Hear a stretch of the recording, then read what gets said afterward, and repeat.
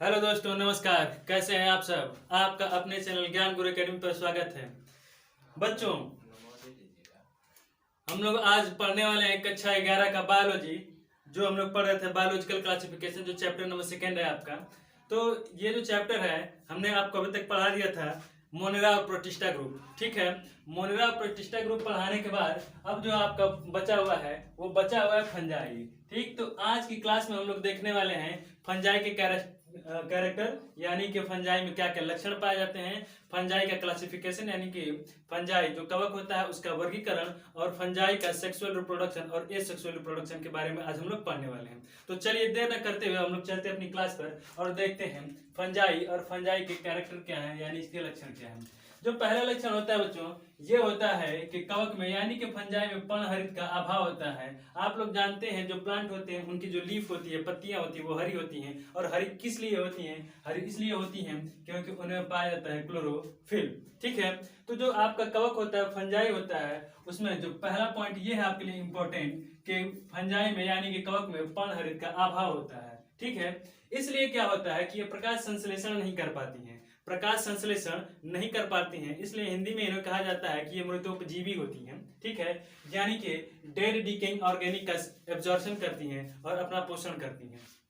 ठीक है, तो कवक में पर्णहरित का अभाव होता है, अतः ये प्रकाश संश्लेषण नहीं कर पाती। अब आप लोगों के दिमाग में आ रहा होगा कि सर यदि कवक यानी कि फंजाई प्रकाश संश्लेषण नहीं कर पाएगा तो ये अपना भोजन कैसे प्राप्त करता है? तो हमेशा आपने देखा होगा कि जो भी फंजाई होते हैं वो डेड और डिकेइंग मटेरियल का एब्जॉर्प्शन करते हैं। ठीक है, सेकेंड पार्ट पे आते हैं बच्चों और देखते हैं कि इसकी जो कोशिका भित्ति होती है ये सेलुलोज की होती है। और आपके पॉइंट ऑफ व्यू से आपका जो एग्जाम होता है, ये आपसे बहुत बार पूछा जाता है कि जो फंजाई होता है उसकी जो कोशिका भित्ति होती है वो किसकी बनी होती है? तो फंजाई की जो कोशिका भित्ति बच्चों बनी होती है वो बनी होती है सेलुलोज की व काइटिन की। ठीक है, किसकी बनी होगी? सेलुलोज की बनी होगी और काइटिन की बनी होगी। जो थर्ड पॉइंट है, आइए देखते हैं, इनके शरीर धागे के समान, ये भी पॉइंट आपके लिए बहुत ही महत्वपूर्ण है। इनका शरीर धागे के समान संरचनाओं से मिलकर बना होता है, जिन्हें हम कवक तंतु कहते हैं। क्या कहेंगे बच्चों? जिन्हें हम कवक तंतु कहते हैं। ठीक है, फोर्थ पॉइंट पे आते हैं और ये आपसे पूछा जाता है कि कवक तंतु जो हो जाते हैं आखिर ये करते क्या है? तो जो कवक तंतु होते हैं आपस में कंबाइंड होते हैं और एक नेटवर्क बनाते हैं, यानी कि जाल बनाते हैं। ठीक है, तो कवक तंतु आपस में मिलकर कवक जाल बनाते हैं। क्या बनेंगे बच्चों? कवक जाल बनाते हैं और इन कवक जाल का निर्माण करते हैं। फिफ्थ पॉइंट आपका ये कहता है, ठीक है, कि कवक उगते कहाँ हैं, कहाँ उगेंगे? तो कवक हमेशा गर्म, बहुत हॉट जगह नहीं, ऐसी जगह उगेंगे जहां पे हल्की गर्मी हो। जैसे बरसात के दिनों में इनको आपने देखा होगा ज्यादा से ज्यादा गर्म, नम और छायादार अथवा कम प्रकाश वाले स्थानों पर पाए जाएंगे। ठीक है, आपने देखा होगा, सिंपली सी भाषा में हम लोग जानते हैं गांव घरों में कुकुरमुत्ता को आपने देखा होगा। ठीक है, कुकुरमुत्ता किस जगह पर जमता है? क्या वो हरा होता है? बिल्कुल हरा नहीं होता है। और हरा जब नहीं होता है इसका मतलब होता है कि उसमें क्लोरोफिल का लैक होता है, यानी कि अभाव होता है। ठीक, तो ये कहाँ जमेंगे? जो आपके फंजाई होते हैं गर्म, नम, छायादार अथवा कम प्रकाश वाले स्थानों पर उगते हैं। ठीक है, सिक्स पॉइंट पे आते हैं कि इनका न्यूट्रिएंट्स क्या होता है, यानी कि ये पोषण कैसे करते हैं। तो कवक जो होते हैं पोषण के आधार पर परजीवी, मैंने अभी आपसे कहा था ये कैसे होंगे? परजीवी होते हैं या मृतोपजीवी होते हैं। ये ऐसी जगह उगते हैं जहां पे ऑर्गेनिक सब्सटेंस ज्यादा होता है और उनका एब्जॉर्प्शन करते हैं। ठीक है, फंजाई ऐसी ही जगह पे उगते हैं, ठीक, जहां पे क्या होता है कि डेड डिकेइंग ऑर्गेनिक मटेरियल ज्यादा होता है। ठीक है, नेक्स्ट पॉइंट पे आते हैं, कभी कभी इनमें क्या होता है कि कभी कभी कार्बोहाइड्रेट्स, प्रोटीन और ग्लाइकोजन भी इनमें पाया जाता है। ठीक है, नेक्स्ट पॉइंट पे आगे बढ़ते हैं और ये देखते हैं कि कवक में कायिक जनन होता है। कौन सा जनन होगा बच्चों? कायिक जनन होता है। ये वेरी इंपॉर्टेंट है आपके लिए। ये पूछा जाता है कि जो फंजाई होते हैं उनमें जनन कैसे पाया जाता है। तो कवक में कायिक जनन, खंडन और विखंडन विधि होती है। ठीक है, और कभी कभी उनमें मुकुलन यानी कि बडिंग द्वारा भी जनरेशन पाया जाता है। ठीक है, 9वां जो पॉइंट है इसमें होता है अलैंगिक जनन, और जब अलैंगिक जनन होगा तो इसमें स्पोर्स बनते हैं। क्या बनेंगे? स्पोर बनेंगे, यानी कि बीजाणु बनेंगे, ठीक है। और बीजाणु को हम लोग इंग्लिश में कोनिडिया कहते हैं, ठीक है। और जो अलैंगिक जनन होता है, अलैंगिक जनन कोनिडिया द्वारा होता है। आइए अब हम लोग इस देखते हैं इसका वर्गीकरण। आइए बच्चों हम अपनी नेक्स्ट हेडिंग देखते हैं, सेक्सुअल रिप्रोडक्शन इन फंजाई, ठीक है, यानी कि लैंगिक जनन, कवक में लैंगिक जनन, ठीक है। तो पहला जो पॉइंट है बच्चों हमारा ये कहता है कि लैंगिक जनन जो होता है समयुग्मी और विषमयुग्मी दोनों प्रकार का होता है, ठीक है।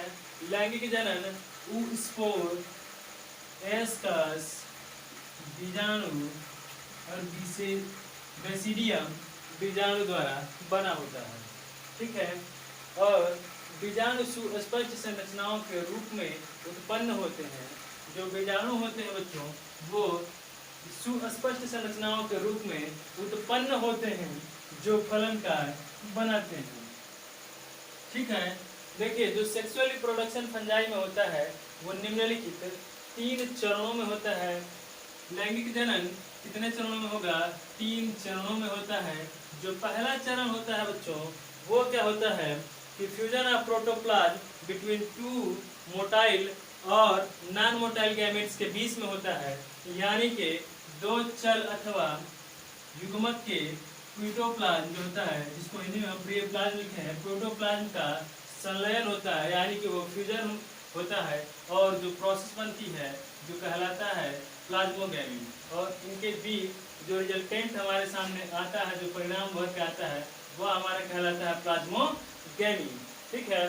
सेकेंड पॉइंट में क्या होता है कि जब 2 युग्मक के केंद्र, ठीक है, 2 युग्मक के केंद्रकों का जब संलयन होता है तो उसे केंद्रक संलयन कहते हैं।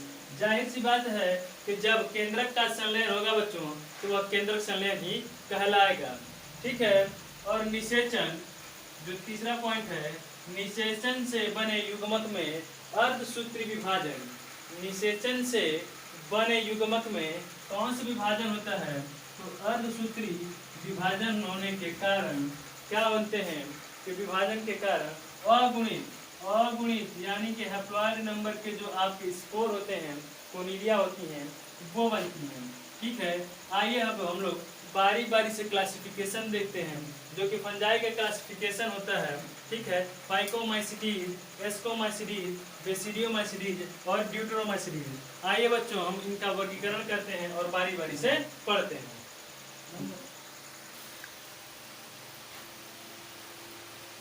आइए बच्चों हम लोग देखते हैं कवक का वर्गीकरण, यानी कि क्लासिफिकेशन ऑफ फंजाई, ठीक है। तो जब हम फंजाई का क्लासिफिकेशन करते हैं यानी कि वर्गीकरण करते हैं तो उसको 4 भागों में विभाजित करते हैं, ठीक है। जो पहला भाग होता है उसको बोलते हैं फाइकोमाइसिडीज, फिर होता है बेसिडियोमाइसिडीज, ठीक है। और इस तरह से आइए हम लोग बारी बारी से देखते हैं फाइकोमाइसिडीज। आइए हम लोग फाइकोमाइसिडीज के कैरेक्टर देखते हैं और इनके हैबिटाट देखते हैं बच्चों। देखिए जो फाइकोमाइसिडीज होते हैं, ठीक है, वो मोस्टली जो होते हैं एक्वाटिक हैबिटाट में पाए जाते हैं, यानी कि कहाँ पाए जाएंगे? जलीय वातावरण में पाए जाएंगे, ठीक है। और मोस्टली जो होते हैं वो डैम्प प्लेसेस में पाए जाएंगे, ठीक है, जहाँ पे घना अंधेरा रहता है और नमी रहती है वहाँ ये पाए जाते हैं। तो पहला पॉइंट हमारा यही है कि फाइकोमाइसिडीज के सदस्य मुख्यतः कहाँ पाए जाएंगे बच्चों? तो पाए जाते हैं जलीय वातावरण में पाए जाते हैं, ठीक है। जो दूसरा कैरेक्टर होता है और इम्पोर्टेंट कैरेक्टर इसका कि इसमें लैंगिक जनन समयुग्मी यानी कि आइसोगैमस, ठीक है, विषमयुग्मी यानी कि एनाइसोगैमस प्रकार का होता है, ठीक है। जो थर्ड पॉइंट है लैंगिक जनन से इसमें ऊस्पोर, एस्कस, बीजाणु और बेसिडियम द्वारा होता है। इसके जो एग्जाम्पल है बच्चों जो सबसे ज्यादा आपसे पूछे जाते हैं कि फॉर एग्जाम्पल किस ग्रुप का है, ठीक है। तो इसमें जो म्यूकर होता है, म्यूकर को आपको पूछा जाता है कि म्यूकर किस कवक के किस सदस्य का मेंबर है, तो आप सीधे सीधे बता देंगे कि जो म्यूकर होता है फाइकोमाइसीडीज का सदस्य है, ठीक है। और दूसरा होता है राइजोपस। ये सारी चीजें आप लोग क्लास 8 से ही पढ़ते आ रहे होंगे कि म्यूकर, राइजोपस और जो एल्बिगो होता है बच्चों, ठीक है। एल्बिगो जो होता है वो क्या होता है कि पैरासाइट होता है। पैरासाइट होता है किस पे? मस्टर्ड पे। जो एल्बिगो होता है बच्चों, ये पैरासाइट होता है। ये क्या होता है? पैरासाइट होता है किस पे? मस्टर्ड पे। इसके पैरासाइट होता है मस्टर्ड पे, सरसों पे पैरासाइट होता है, ठीक है बच्चों। आइए अब हम लोग देखते हैं जो सेकेंड क्लासिफिकेशन है एस्कोमाइसीडीज, ठीक है। एस्कोमाइसीडीज, आइए दोस्तों हम लोग देखते हैं एस्परजिलस, सॉरी एस्कोमाइसीडीज, ठीक है। एस्कोमाइसीडीज, और एस्कोमाइसीडीज को भैया क्या बोलते हैं कि इन्हें कवक थैली भी बोलते हैं। जो पहला पॉइंट है, ठीक है, एस्कोमाइसीडीज का, इन्हें हम लोग थैली कवक भी कहते हैं। दूसरी बात यह है कि इनके अधिकांश जो सदस्य होते हैं स्थलीय होते हैं, परंतु कुछ सदस्य कैसे होंगे? जलीय भी होते हैं, ठीक है। तीसरा जो पॉइंट है, ये जो होते हैं मृतोपजीवी होते हैं, अपघटक होते हैं, परजीवी भी होते हैं और इमलरोगी भी होते हैं, ठीक है।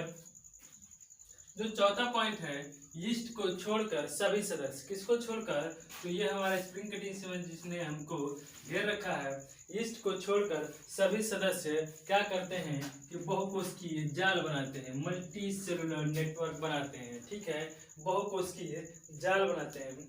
पांचवा पॉइंट जो है कि इनमें जो जनन होता है वो जनन भैया होता है कायिक जनन, या फिर हो सकता है एसेक्सुअल रिप्रोडक्शन यानी कि अलैंगिक जनन, और हो सकता है लैंगिक जनन, यानी कि जो इनमें जनन की क्षमता है, ठीक है। कायिक जनन भी हो सकता है, अलैंगिक जनन यानी कि एसेक्सुअल रिप्रोडक्शन भी हो सकता है, और सेक्सुअल रिप्रोडक्शन भी हो सकता है, ठीक है।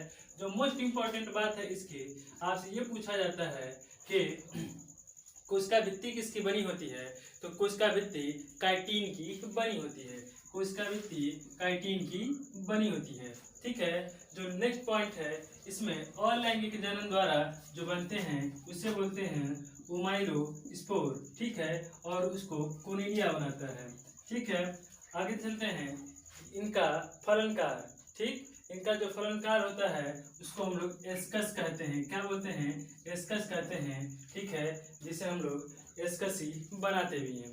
इसके कुछ उदाहरण होते हैं, आइए उदाहरण की बात करते हैं। जो पहला उदाहरण होता है वो होता है आपका यीस्ट, दूसरा होता है पेनिसिलियम, ठीक है, पेनिसिलिन या पेनिसिलिनियम जिससे बनाया जाता है पेनिसिलियम नोटाटम से, ठीक है। ये जो आपका होता है एंटीबायोटिक की तरह इसको यूज किया जाता है। और जो इम्पोर्टेंट है इसमें तीसरा ये है न्यूरोस्पोरा। न्यूरोस्पोरा जो बेटा आपका होता है, न्यूरोस्पोरा को यूज किया जाता है, ठीक है, बायोकेमिकल एंड जेनेटिक मटेरियल की तरह भी। कैसे यूज किया जाता है?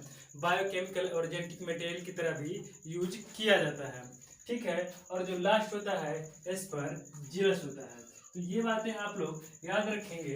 इसमें याद रखने वाली कुछ बातें हैं, जैसे कोनिडिया कहाँ बनता है? एस्कस बनता है, और इसकी कोशिका भित्ति किसकी बनी होती है? तो ये बनी होती है आपकी काइटिन की बनी होती है, ठीक है। इसके आगे बढ़ते हैं और देखते हैं बेसिडियोमाइसीडीज। आइए बच्चों हम लोग देखते हैं थर्ड बेसिडियोमाइसीडीज। ये जो होता है इसको हम लोग पफबाल भी बोलते हैं, ठीक है। जो पहला पॉइंट है कि बेसिडियोमाइसीडीज कहाँ पाई जाएगी? तो ये आपकी मिट्टी में पाई जाएगी, ठीक है। लट्ठों, आपने देखा होगा कि कभी कभी वृक्ष जो होते हैं उनका जो तना होता है, ठीक है, तनों के ऊपर कुछ कवक जमे होते हैं। यह जो मेंबर होते हैं बेसिडियोमाइसीडीज के मेंबर होते हैं, यानी कि सदस्य होते हैं, ठीक है। लट्ठों पर तथा वृक्षों पर तथा सजीव परजीवियों के रूप में भी ये पाए जाते हैं। सजीव परजीवी का मतलब ये होता है कि ये पैरासाइट के रूप में भी पाए जाते हैं, ठीक है। सेकेंड पॉइंट है कायिक जाल शाखित तथा परयुक्त होते हैं। कायिक जो जाल होता है, जो नेटवर्क बनता है, वो कैसा होता है? ये शाखित होता है, यानी उनमें ब्रांचेस पाई जाती हैं। तीसरा जो इम्पोर्टेंट पॉइंट है बच्चों, इनमें जनन जो होता है वो विखंडन विधि द्वारा होता है, यानी कि कायिक जनन विखंडन विधि द्वारा होता है। ठीक है, देखिए और लैंगिक जनन प्रायः नहीं होता है, ये इम्पोर्टेंट बात है। ठीक है, क्या होगा, और लैंगिक जनन प्रायः नहीं होता है। ठीक है, लैंगिक जनन भी नहीं होता है, परंतु क्या होगा, परंतु दो कायिक कोशिकाओं का संलयन होता है जिसमें बेसिडियम बनते हैं। वेरी इंपॉर्टेंट पॉइंट, लैंगिक जनन नहीं होता है परंतु दो कायिक कोशिकाओं का संलयन होता है जिसमें बेसिडियम बनते हैं। ठीक है, इस बेसिडियम को बेसिडियम कार्प बनाते हैं। ठीक है, और लास्ट में इसके उदाहरण होते हैं, यह है आपका एगैरिकस, जिसे हम लोग बोलते हैं मशरूम। ठीक है, इसे हम लोग क्या बोलते हैं, एगैरिकस, एगैरिकस को हम लोग बोलते हैं मशरूम। ठीक है, दूसरा है आस्ट्रेलेगो, आस्ट्रेलेगो को हम लोग बोलते हैं अस्मट। क्या बोलते हैं, अस्मट बोलते हैं। कभी कभी आप लोगों ने देखा होगा कि आपके हाथ पर ब्लैक या वाइट कलर जो होते हैं पाउडर के जैसे लग जाते हैं, कभी कभी आपने वो चीजें भी देखी होंगी। ठीक है, ये सरसों जो होता है, जो आपका मस्टर्ड होता है, जब वो बारिश के दिनों में भीग जाते हैं तो उनमें जो कवक जम जाते हैं वो खासकर अस्टिलैगो ही होते हैं। ये पाउडरी होते हैं और छूने पे ब्लैक या व्हाइट कलर के आपके हाथों में चिपक जाते हैं।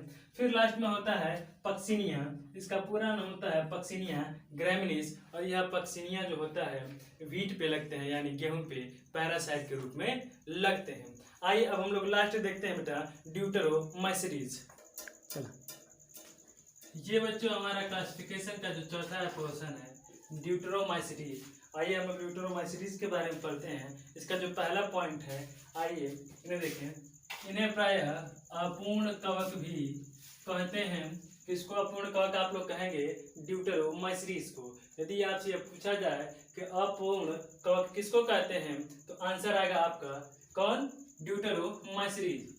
दूसरी बात जो है, सेकेंड पॉइंट, इन कवकों की केवल कायिक प्रवस्था ही ज्ञात है, यानी कि जो आपकी कायिक प्रवस्था होती है, वेजिटेटिव स्टेज जो होती है, अब तक वही ज्ञात है। ठीक है, इसलिए ये और इम्पोर्टेंट हो जाता है बाकी जो इससे पहले हम लोग पढ़ रहे थे। ठीक है, बेसिडियोमाइसीटीज, एस्कोमाइसीटीज। ठीक है, और क्या था आपका फाइकोमाइसीटीज, उसमें उनकी कायिक अवस्था के साथ साथ जो और अवस्थाएं हैं वो भी ज्ञात है, लेकिन ड्यूटेरोमाइसीटीज में केवल और केवल कायिक प्रवस्था ही ज्ञात है।